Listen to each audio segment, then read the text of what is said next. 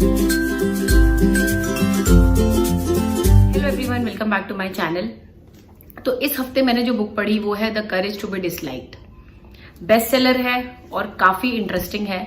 तो आइए इसके बारे में बात करते हैं। हमें ये कौन सी डीप नॉलेज देती है। बुक बहुत ही इंटरेस्टिंग तरीके से शुरू होती है, जहां पर दो कैरेक्टर्स हैं, एक यूथ और एक फिलोसोफर। यूथ अपने डाउट्स को रखते हैं और फिलोसोफर एक एक करके उनके आंसर्स देते हैं, जो बुक को काफी इंटरेस्टिंग बनाता है। ऐसे 5 दिन हैं जिनमें ये सारी बातें करते हैं।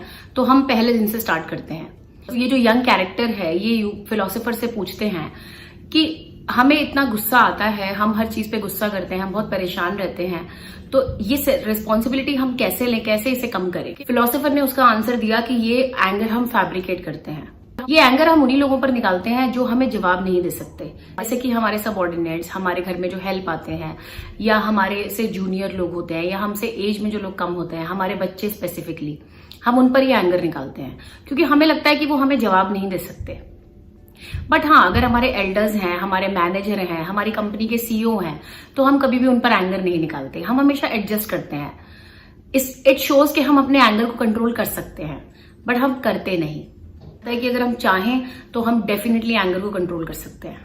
खुद पूछते हैं कि आजकल लोगों को इतना ज्यादा कंसर्न है अपने लुक्स के बारे में, कि हम कैसे दिखते हैं, हमारे पिक्चर्स कैसे आते हैं। बहुत सारे प्रोसीजर्स लोग कराते हैं इसके लिए। कई बार हेल्थ पर भी रिस्क होता है। तो इसका आंसर फिलोसोफर ये देते हैं कि सिर्फ आप ही सबसे ज्यादा कंसर्न है कि आप कैसे दिख रहे हैं। दूसरों के पास इसके लिए टाइम ही नहीं है। हमें ऐसा लगता है कि सबके पास टाइम है, सब हमारे बारे में सोचते हैं कि हम कैसे दिख रहे हैं, बट ऐसा नहीं है। लाइफ कोई कंपटीशन नहीं है। उन चीजों से और उन जगहों से बचना चाहिए जहां पर विनिंग और लूजिंग ही सब कुछ है। हर डे पर डिस्कशन जाता है अपॉलॉजी की तरफ, कि अगर हम अपनी गलती एक्सेप्ट करते हैं तो कहीं से हमारी डिफीट नहीं है। हम अपनी रिस्पॉन्सिबिलिटी से भागने की कोशिश करते हैं और उसका ब्लेम हम दूसरों पर डालने की कोशिश करते हैं। कई बार हम चाहते ही नहीं कि हम किसी के लिए कुछ करें, और हम स्पेसिफिकली उनको टारगेट करते हैं कि ये इस तरह के हैं, इसलिए मैं इनके लिए कुछ नहीं करना चाहता। और एक इंपॉर्टेंट बात, you can lead a horse to water but you can't make him drink. बच्चे वही बनेंगे जो वो बनना चाहते हैं। आप उन्हें बहुत फोर्स करते हैं, बहुत स्ट्रेस लेते हैं। पेरेंट्स का हमेशा यही कहना होता है कि हम बहुत ज्यादा स्ट्रेस रहते हैं, ये पढ़ाई नहीं करता है, इसे यूनिवर्सिटी में एडमिशन कैसे मिलेगा। वो छोटी सी एज में यूनिवर्सिटी तक पहुंच जाते हैं, अपना गोल सेट कर दिया है और वो उसी गोल को अचीव करने में लग जाते हैं। बच्चे की कैपेबिलिटी क्या है, वो क्या चाहता है, इसके ऊपर ज्यादा ध्यान नहीं दिया जाता।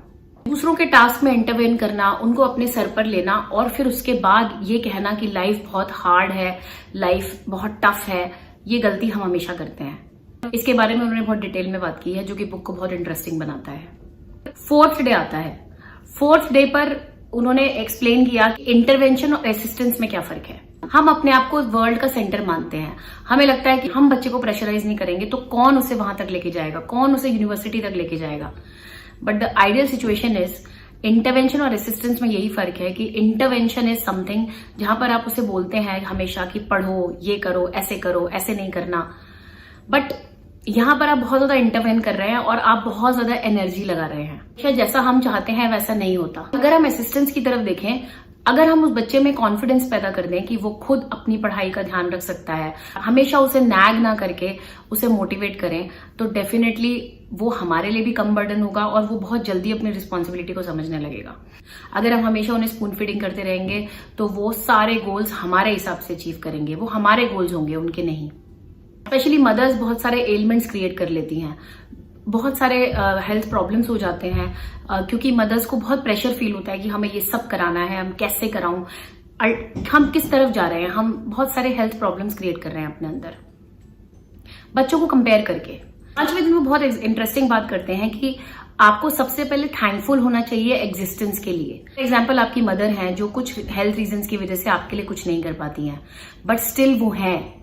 उनका होना, उनका एग्जिस्टेंस ही आपके लिए बहुत बड़ा सपोर्ट है। इसी तरह फर्स्ट स्टेप ये है कि हम अपने बच्चों के लिए भी थैंकफुल और ग्रेटफुल हों उनके एग्जिस्टेंस के लिए।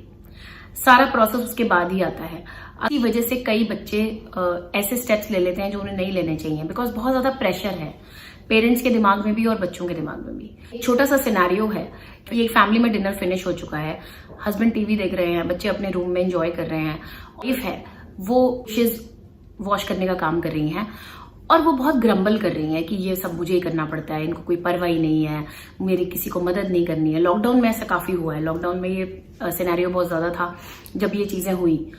तो उन्होंने इसके बारे में ये बात की कि अगर हम यही सिनेरियो लें और ग्रम्बल करने की बजाय अगर जो वाइफ है वो हमिंग करते हुए अपने काम को करे और एनर्जी सही हो, जो कि हम हमेशा एनर्जी के बारे में बात करते हैं कि अगर हमारी एनर्जी सही है, it's not about what we say, it's about what energy we have. That's what I always believe and he has also explained it in a beautiful way that हमारी एनर्जी सही होना बहुत जरूरी है। क्योंकि हमें ऐसा लगता है कि हमारे वर्ड्स दूसरे तक पहुंचते हैं, बट हमारे वर्ड्स से पहले हमारी एनर्जी दूसरे तक पहुंचती है। तो अगर हम हमिंग करते हुए इस काम को करेंगे तो शायद ऐसा हो जाए कि बच्चे भी हमें हेल्प करें, बच्चे हमें हेल्प ऑफर करें। Because if you are grumbling, अगर आप ऑलरेडी एंग्री हैं तो maybe they wanted to help you, but इस एंगर की वजह से वो आपके पास आना ही नहीं चाहते, उस एनर्जी की वजह से वो आपके पास आना नहीं चाहते। तो एनर्जी शिफ्ट करना बहुत जरूरी है। आपको अपनी एनर्जी नेगेटिव से पॉजिटिव में शिफ्ट करनी है, आप डेफिनेटली सही चीजें अट्रैक्ट करेंगे rather than complaining and grumbling। और लास्ट चीज जिसके बारे में उन्होंने बात की है वो ये है कि you can be happy now. Discussion में यूथ कई ऐसे क्वेश्चंस पूछते हैं जो आज के टाइम में बहुत रेलिवेंट है, हम सबके मन में है और हम सब पूछना चाहते हैं। तो ये बुक काफी इंटरेस्टिंग तरीके से समझाती है इन सब चीजों को। हम हमेशा अपनी लाइफ को इस तरह जीते हैं कि हमें कितना एप्रिसिएशन मिलेगा, हमें कितना रिकॉग्निशन मिलेगा, तो हम फ्रीडम से नहीं जी पाते। हम हमेशा दूसरों के अकॉर्डिंग जीते हैं और दूसरों के अकॉर्डिंग जीने में फ्रीडम नहीं है। बिकॉज हमें लगता है कि दूसरे हमें जज करेंगे, क्योंकि हम खुद दूसरों को जज करते हैं। जब तक हम दूसरों को खुद जज करते रहेंगे हम हमेशा जजमेंट से डरते रहेंगे और ये हमारे फ्रीडम को हमसे छीनता है। और खुश रहने के लिए सबसे इंपॉर्टेंट है फ्रीडम का होना। अगर हम एक पॉइंट को डेस्टिनेशन बना लें कि ये होगा तभी हमें खुश होना है, बस ये हमें अचीव करना है, तो अगर हम जर्नी को एंजॉय नहीं करते तो उसका कोई एडवांटेज नहीं है, वो हैप्पीनेस नहीं है, वो एक गोल है जो पोस्टपोन होता रहेगा।